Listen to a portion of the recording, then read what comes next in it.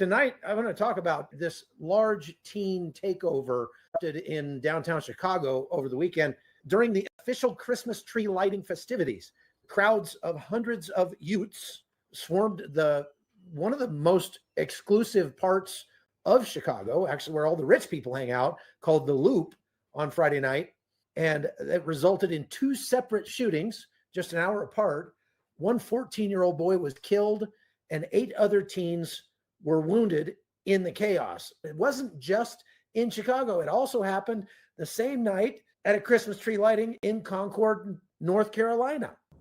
So you know that global sneeze-a-palooza we all lived through back in 2020? The one that left half the country convinced that a face diaper would save humanity and the other half hoarding fish tank antibiotics? That's what I'm talking about. A lot of people came out of it feeling off, tired, inflamed, foggy, like their internal operating system got downgraded to Windows 95 or something. Now, I'm not here to be dramatic and tell you you're going to be doing the kicking chicken before Christmas or that your bloodstream is full of tiny jihadis, but it never hurts to give your body a little backup, you know what I mean? Especially after the last few chaotic years. So that's why the wellness company put together the ultimate spike detox. It's not magic. It's just a smart stack of ingredients like nattokinase, I take that, bromelain, and antioxidants that support your circulation. Think of it as housekeeping for your cells. It was formulated with input from physicians, including Dr. Peter McCullough, who spent years on the front lines of this whole mess. So if you've had the lingering mystery crud a couple of times, or you just want your system running like it used to, this is an easy win. So go to twc.health/hotzone for 10% off and free shipping. Again, twc.health/hotzone. So take care of yourself because you know what? Nobody else is going to do it for you. Brian Hopkins, who's of course one of the downtown aldermen, and this is the alderman speaking here, so that's who we're attributing this to. He has posted a tweet or on X, 300 juveniles, he says, noted rioting in the Loop now. At least 5 victims have been shot, 1 critical with life-threatening gunshot wound to the torso.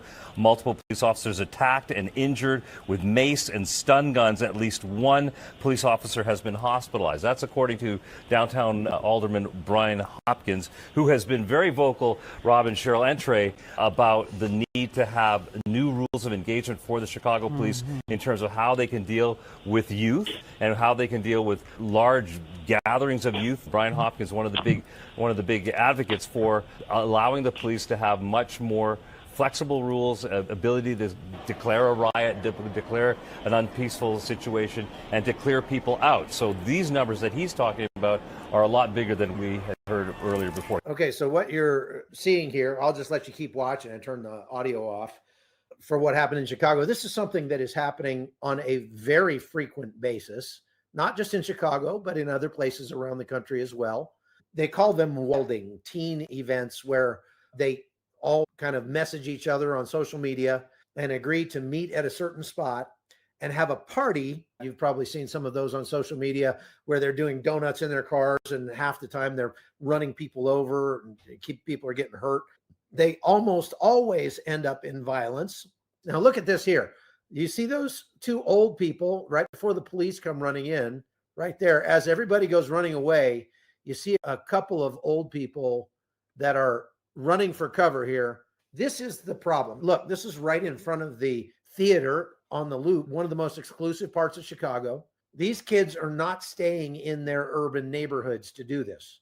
They're going downtown where all the money is, and they are looting and they're pillaging. There was a guy who had his car set on fire, a security guard had his car set on fire the other night. So this is something that is growing trend. Now, I want to show you more about the concurrent shooting, same day shooting that took place at a Christmas tree lighting ceremony in Concord, North Carolina. Now, think about this. This is Christmas. This is supposed to be bring your families, bring your kids, bundle everybody up, go downtown, watch a 70-foot Christmas tree get lit up, sing Christmas carols, go home, have some hot chocolate. That's not what America is anymore.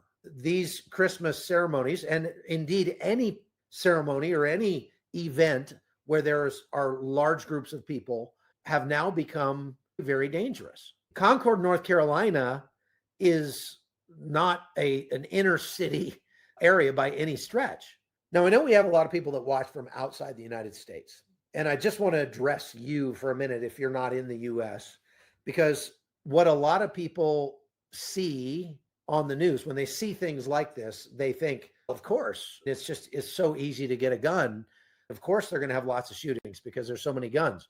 And indeed, there are more guns than people in the United States. However, having done a tremendous amount of study on gun violence over my career, because I worked for the National Rifle Association for many years, I can tell you that the places where it's easiest to get and carry a gun are the places where the violence is typically lowest. So it's not the same all across America. I'm just explaining this to viewers who are outside the United States.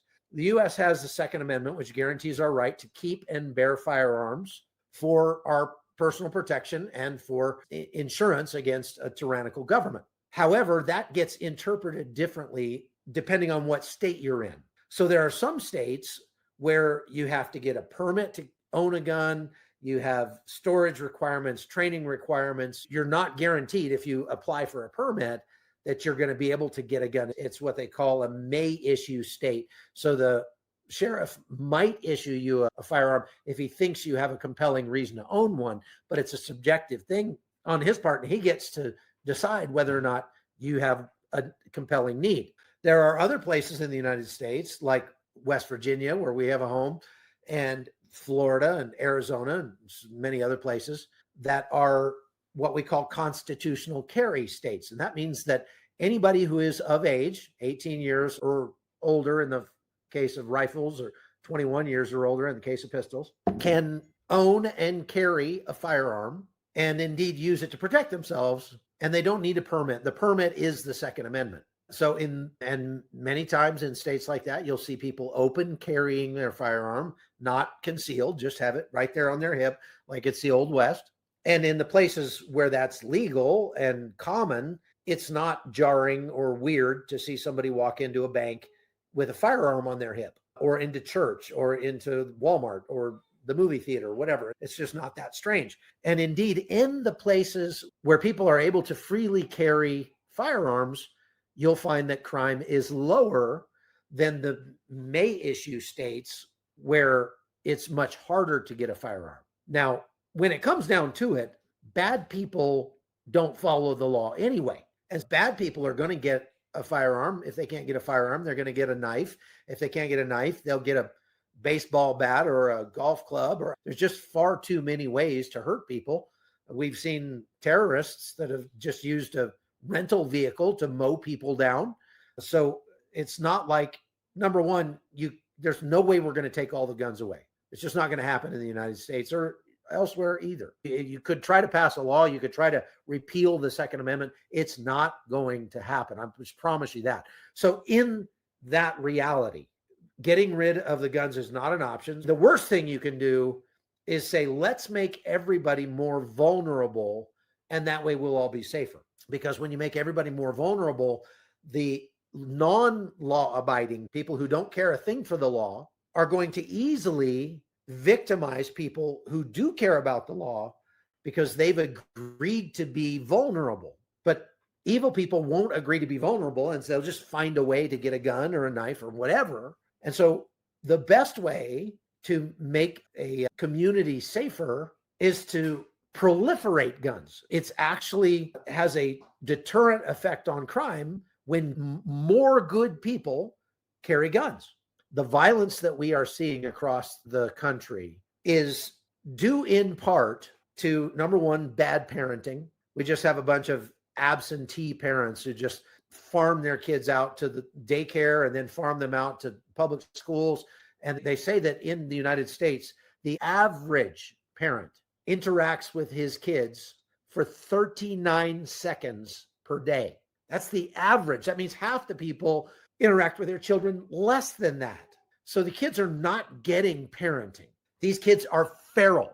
And unfortunately, it's an epidemic in the United States of feral children. And they spend more and more of their time engaging in unhealthy behaviors online, the shooting numbers, the violent crime numbers are just spiking in places like Chicago and New York and Washington, D.C. and Portland and pretty much any big city in America, especially if it's run by Democrats. This pop-up teen trend is what they're calling it in Chicago, is leading to what we see in terms of the violent crime rate. Now, the violent crime rate in Chicago is actually down slightly from 2024. And mayor of Chicago is crowing about this. No, violent crime is down, but it's not down that much. If you look at the numbers in Chicago alone, it's still about 55 people a week being shot.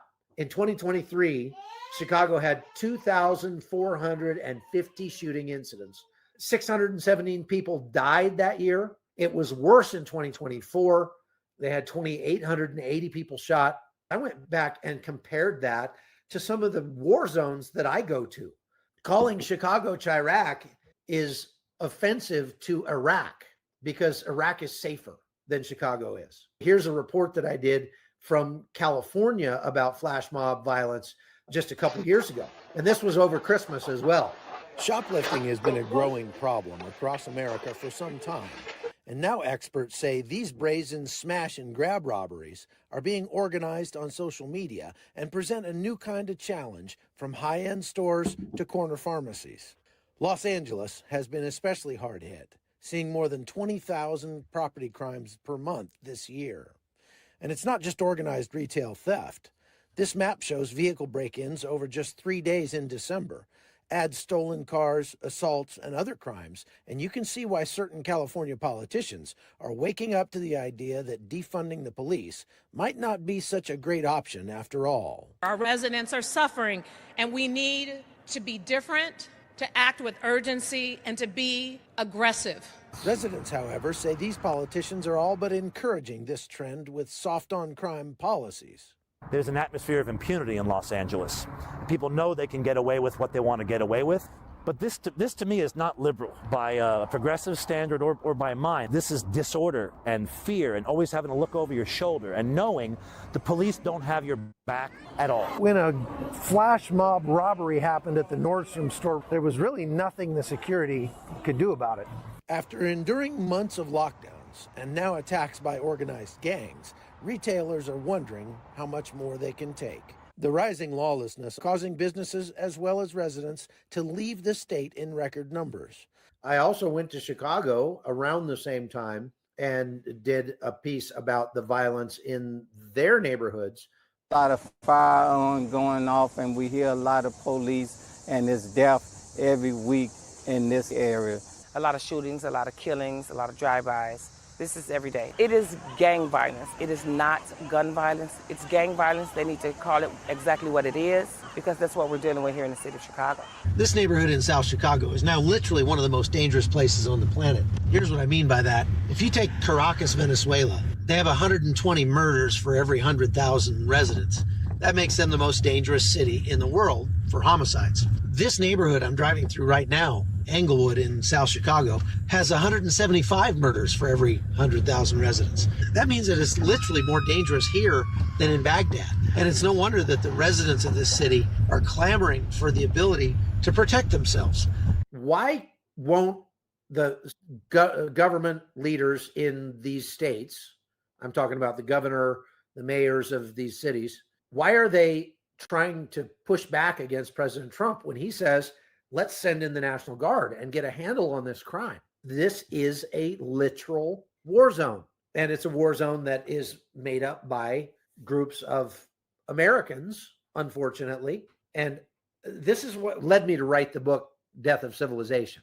I think a lot of Americans have just gotten so used to the crime, the violence, they're sort of inured to it, and it doesn't hit them in the face.